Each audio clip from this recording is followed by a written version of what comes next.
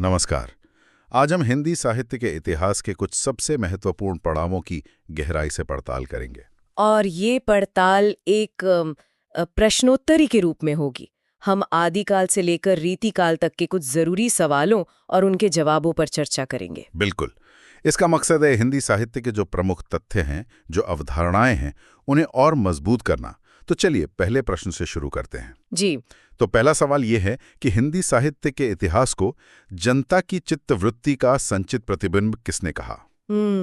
विकल्प हैं ए हजारी प्रसाद द्विवेदी, बी रामचंद्र शुक्ल, सी राहुल सांकृत्यायन या डी श्याम सुंदर दास। देखिए, ये सभी बहुत महत्वपूर्ण इतिहासकार हैं, लेकिन रामचंद्र शुक्ल जी अपने व्यवस्थित और वैचारिक दृष्टिकोण के लिए सबसे ज्यादा जाने जाते हैं। हाँ, और हजारी प्रसाद द्विवेदी ने तो अक्सर शुक्ल जी की स्थापनाओं पर पुनर्विचार किया। बिल्कुल। तो ये जो प्रसिद्ध परिभाषा है, जनता की चित्तवृत्ति का प्रतिबिंब, ये आचार्य रामचंद्र शुक्ल ने ही दी थी, और ये हिंदी साहित्य के इतिहास लेखन की शायद सबसे आधारभूत परिभाषा मानी जाती है। सही। तो मतलब ये हुआ सही उत्तर है ऑप्शन बी। चलिए अब दूसरा सवाल देखते हैं। हिंदी साहित्य के आदिकाल को वीर गाथा काल नाम किसने दिया? अच्छा सवाल है। ऑप्शंस हैं ए मिश्रबंधु, बी राहुल सांकृत्यायन, सी रामचंद्र शुक्ल और डी महावीर प्रसाद द्विवेदी। देखिए, आदिकाल के नामकरण को लेकर तो हमेशा से ही बहुत मतभेद रहे हैं। हाँ बिल्कुल। जैसे राहुल सांकृत्यायन ने इसे सिद्ध सामंत काल कहा, तो मिश्र बंधुओं ने आरंभिक काल, वीर गाथा काल नाम जो है वो वीरता वाली रचनाओं की तरफ इशारा करता है। और ये नामकरण भी आचार्य रामचंद्र शुक्ल ने ही किया था। उन्होंने उस युग की मतलब 12 प्रमुख वीर रचनाओं के आधार पर यह नाम दिया था। जी बिल्कुल। सही उत्तर है ऑप्शन सी।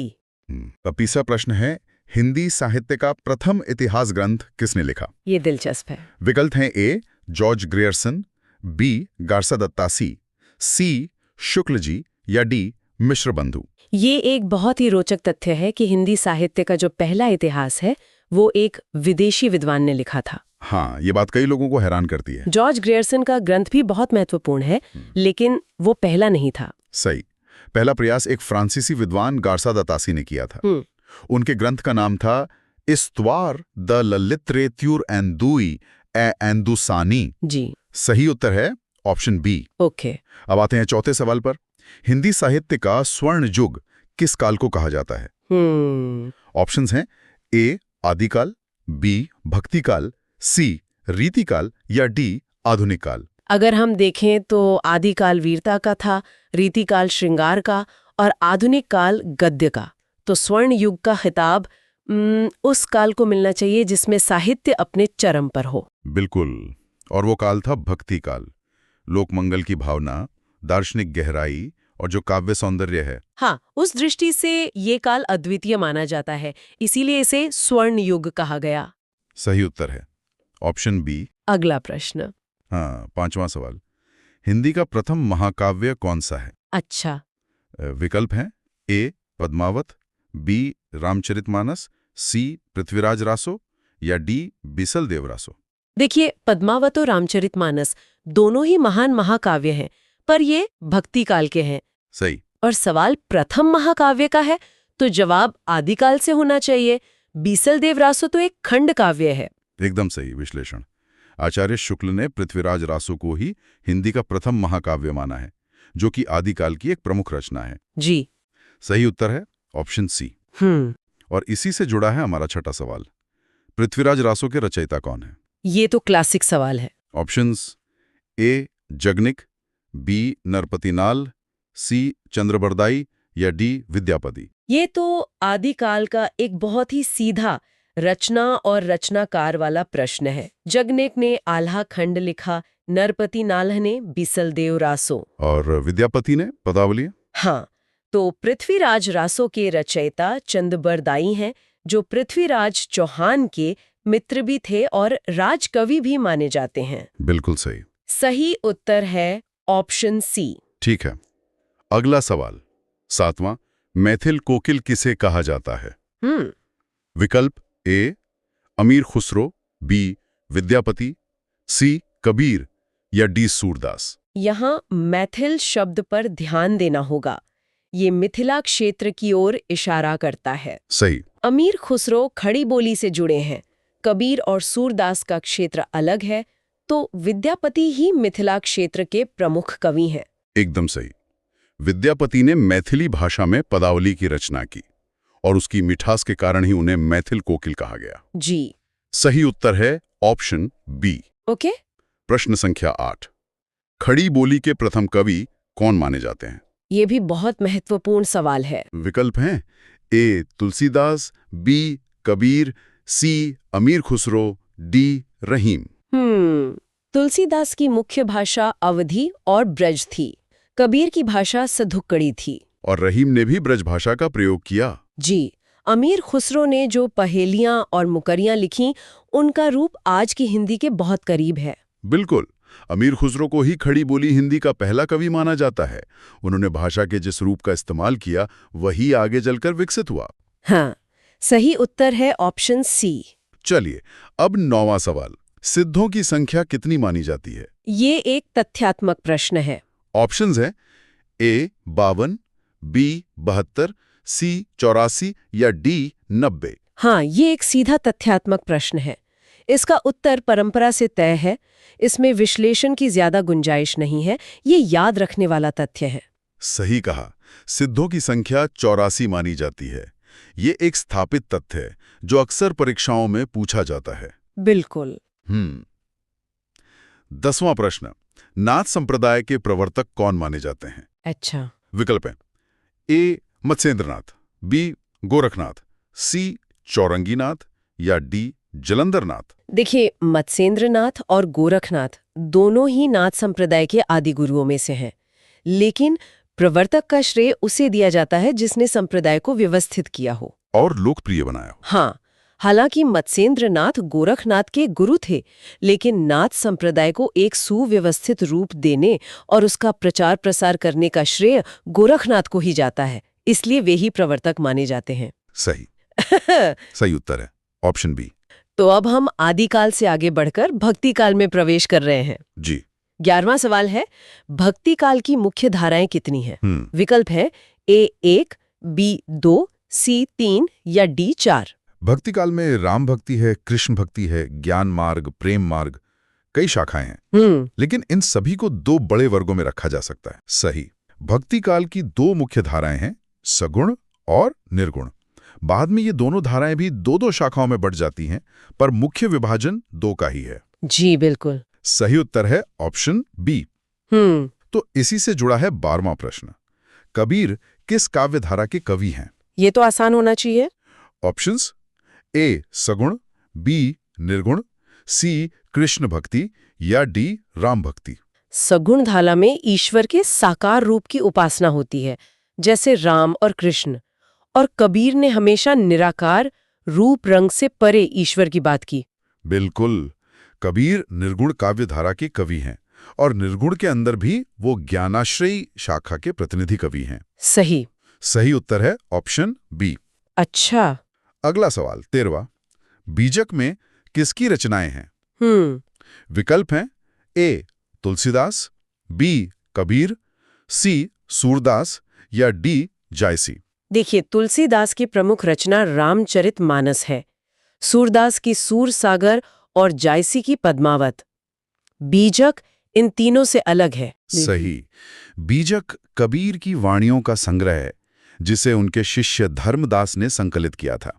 और इसके 3 भाग हैं, साखी, सबद और रमैनी। बिल्कुल। सही उत्तर है ऑप्शन बी। 14वां प्रश्न। सूफी प्रेमाश्रयी काव्यधारा के प्रमुख कवि कौन हैं? ये निर्गुण धारा की दूसरी शाखा है। हाँ। विकल्प है ए कबीर, बी रहीम, सी जायसी और डी रसखान। कबीर तो ज्ञानाश्रयी शाखा के हो गए। रहीम और रसखान कृष्ण भक्ति से जुड़े हैं। मलिक मोहम्मद जायसी ने पद्मावत जैसा प्रेम काव्य लिखा, जो सूफी दर्शन पर आधारित है। एकदम सही। मलिक मोहम्मद जायसी ही सूफी प्रेमाश्रयी काव्यधारा के सबसे प्रमुख कवि हैं। जी। सही उत्तर है ऑप्शन सी। ओके। तो अब 15वां सवाल। पद्मावत की भाषा क्या है? ये भाषा से जुड़ा सवाल है। ऑप्शंस हैं ए ब्रज, बी खड़ी बोली, सी अवधी या डी मैथिली। देखिए, ब्रज भाषा कृष्ण काव्य की मुख्य भाषा थी। खड़ी बोली तो आधुनिक काल में प्रमुख हुई। जायसी उस क्षेत्र के थे जहां अवधी बोली जाती थी। सही। पद्मावत की भाषा ठेठ अवधी है। जायसी और तुलसीदास दोनों ने ही अपने महाकाव्य अवधी में लिखे हैं। हाँ, ये एक रोचक तथ्य है। सही उत्तर है ऑप्शन सी। चलिए आगे बढ़ते हैं। 16वां प्रश्न, राम भक्ति शाखा के प्रतिनिधि कवि कौन है? ये तो बहुत सीधा सवाल है। विकल्प हाँ। ए सूरदास, बी तुलसीदास, सी कबीर, डी मीरा। हाँ, ये बहुत ही सीधा है। सूरदास और मीरा कृष्ण भक्ति के स्तंभ हैं और कबीर निर्गुण भक्ति के। निश्चित रूप से गोस्वामी तुलसीदास राम भक्ति शाखा के प्रतिनिधि और सर्वश्रेष्ठ कवि हैं। इसमें कोई शक नहीं। 17वां सवाल, रामचरितमानस किस भाषा में है? ये भी बहुत सामान्य और महत्वपूर्ण प्रश्न है। विकल्प हैं हाँ। ए ब्रज, बी अवधी, सी संस्कृत या डी खड़ी बोली। जैसा कि हमने अभी बात की, तुलसीदास ने ब्रज और अवधी दोनों में लिखा, लेकिन उनका जो सबसे बड़ा ग्रंथ है वो एक विशेष भाषा में है। ओके। सही, रामचरितमानस की भाषा अवधी है। ये उस काल की साहित्यिक भाषा थी जिसे तुलसीदास ने अपने काव्य से अमर कर दिया। बिल्कुल। सही उत्तर है ऑप्शन बी। अच्छा। 18वां प्रश्न, कृष्ण भक्ति शाखा के प्रमुख कवि कौन हैं? जैसे राम भक्ति शाखा के तुलसीदास थे। हाँ, तो ऑप्शंस हैं ए तुलसी, बी कबीर, सी सूरदास और डी जायसी। तुलसीदास राम भक्ति, कबीर निर्गुण और जायसी सूफी काव्य से जुड़े हैं। तो एक ही विकल्प बचता है जो कृष्ण भक्ति के लिए प्रसिद्ध है, और वो हैं सूरदास। सूरदास को कृष्ण भक्ति शाखा का सूर्य कहा जाता है। जी, सूर सूर तुलसी ससी। सही उत्तर है ऑप्शन सी। 19वां प्रश्न, हाँ, मीराबाई की भक्ति किस भाव की है? ये भक्ति के भाव से जुड़ा है। विकल्प हैं ए सखा, बी वात्सल्य, सी माधुर्य या डी दास्य। सखा भाव की भक्ति सूरदास ने की, वात्सल्य का भाव भी सूरदास के पदों में मिलता है। और दास्य भाव तुलसीदास की भक्ति में प्रमुख है। जी, मीरा कृष्ण को अपना पति मानती थी। बिल्कुल, और पति पत्नी के प्रेम का भाव माधुर्य भाव कहलाता है। इसलिए मीराबाई की भक्ति माधुर्य भाव की है। सही उत्तर है ऑप्शन सी। ठीक है।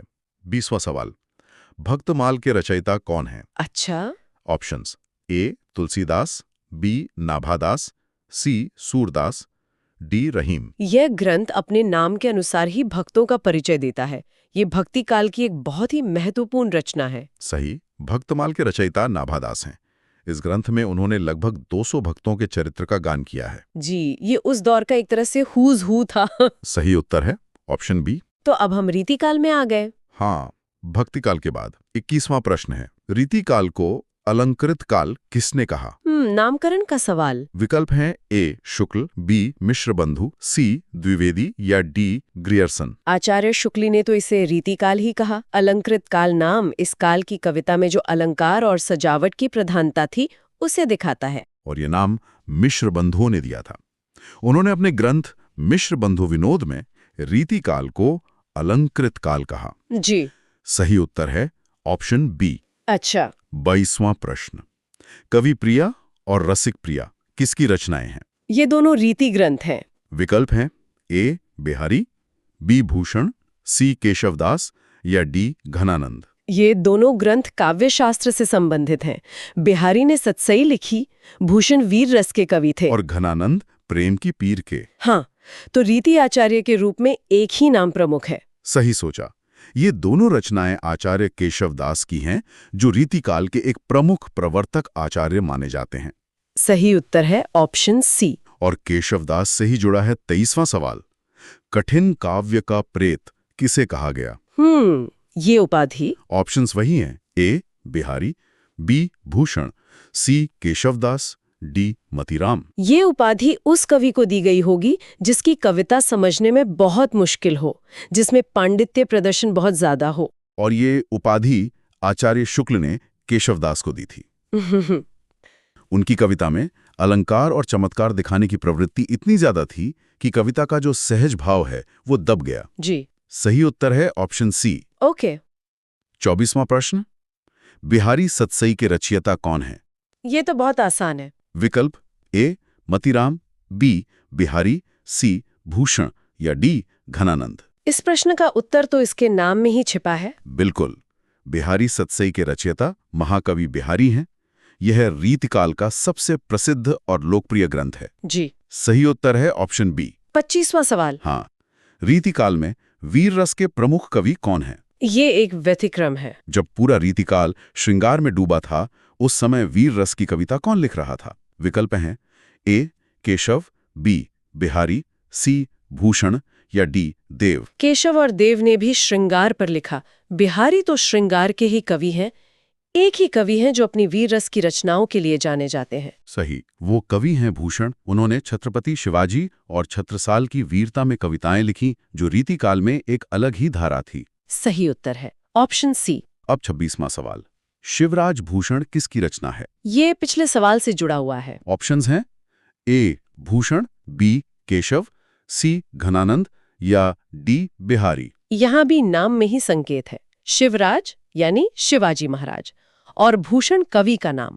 एकदम सही। शिवराज भूषण कवि भूषण की रचना है, जिसमें उन्होंने शिवाजी महाराज की वीरता और अपने काव्य के अलंकारों का वर्णन किया है। जी। सही उत्तर है ऑप्शन ए। 27वां प्रश्न, घनानंद किस काव्यधारा के कवि हैं? ये रीतिकाल के अंदर के विभाजन का सवाल है। विकल्प है ए रीतिबद्ध, बी रीति सिद्ध, सी रीति मुक्त या डी भक्तिकालीन। देखिए, रीतिबद्ध कवि लक्षण ग्रंथ लिखते थे जैसे केशव।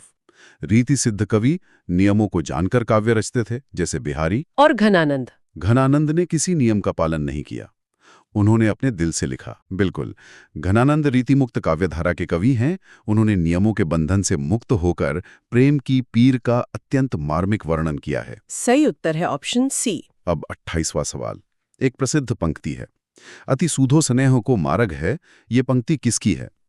विकल्प ए बिहारी, बी भूषण, सी घनानंद, डी देव। इस पंक्ति का मतलब है प्रेम का मार्ग बहुत सीधा है। ये प्रेम की सहजता की बात करती है। बिहारी की कविता में विदग्धता है, भूषण में ओज है। ये पंक्ति किसी ऐसे कवि की लगती है जिसने प्रेम को बहुत गहराई से जिया हो। और वो कवि घनानंद हैं। ये उनकी सबसे प्रसिद्ध पंक्तियों में से एक है, जो रीतिमुक्त काव्य के भाव को दर्शाती है। बिल्कुल सही उत्तर है ऑप्शन सी। अब बस 2 सवाल बचे हैं। जी। 29वां प्रश्न, रीतिकाल की प्रमुख भाषा क्या थी? ये भी महत्वपूर्ण है। विकल्प हैं ए अवधी, बी ब्रज, सी खड़ी बोली, डी मैथिली। अवधी भक्तिकाल में प्रमुख थीं, खासकर राम काव्य और सूफी काव्य में। खड़ी बोली आधुनिक काल की भाषा बनी। रीतिकाल में श्रृंगार और माधुर्य के लिए एक खास भाषा प्रसिद्ध थी। सही। रीतिकाल की प्रमुख काव्य भाषा ब्रज भाषा थी। इसकी कोमलता और मधुरता श्रृंगार वर्णन के लिए एकदम उपयुक्त थी। जी। सही उत्तर है ऑप्शन बी। और अब आखिरी सवाल। हाँ, हमारा 30वां और आखिरी प्रश्न है, काव्य निर्णय किसकी रचना है? ये एक और रीति ग्रंथ है। विकल्प है ए बिहारी, बी भिखारीदास, सी केशवदास या डी मतीराम। यह एक और महत्वपूर्ण रीति ग्रंथ है। केशवदास और मतीराम भी रीतिबद्ध आचार्य थे, लेकिन काव्य निर्णय एक खास आचार्य से जुड़ा है। और यह ग्रंथ भिखारीदास की रचना है। यह एक सर्वांग निरूपक ग्रंथ है, यानी इसमें काव्य के सभी अंगों का विवेचन किया गया है। सही उत्तर है ऑप्शन बी। और इसी के साथ हमारे 30 प्रश्नों की यह श्रृंखला समाप्त होती है। हमने आदिकाल, भक्तिकाल और रीतिकाल के कुछ बहुत ही जरूरी तथ्यों को दोहराया। हाँ, और इस चर्चा में एक पैटर्न साफ नजर आता है। कैसे हर काल का नामकरण, प्रमुख कवि, उनकी रचनाएं, भाषा और मुख्य प्रवृत्तियां एक दूसरे से जुड़ी हुई हैं। बिल्कुल, इन संबंधों को समझना ही साहित्य के इतिहास को समझना है। सही कहा। जाते जाते एक विचार छोड़ जाते हैं। हाँ। हमने पहले प्रश्न में पढ़ा कि साहित्य जनता की चित्तवृत्ति का प्रतिबिंब है। सोचने वाली बात यह है कि आज के डिजिटल युग का साहित्य, जो ब्लॉगिंग, सोशल मीडिया और वेब सीरीज के रूप में मौजूद है, वो आने वाली पीढ़ियों के लिए हमारी चित्तवृत्ति का कैसा प्रतिबिंब प्रस्तुत करेगा।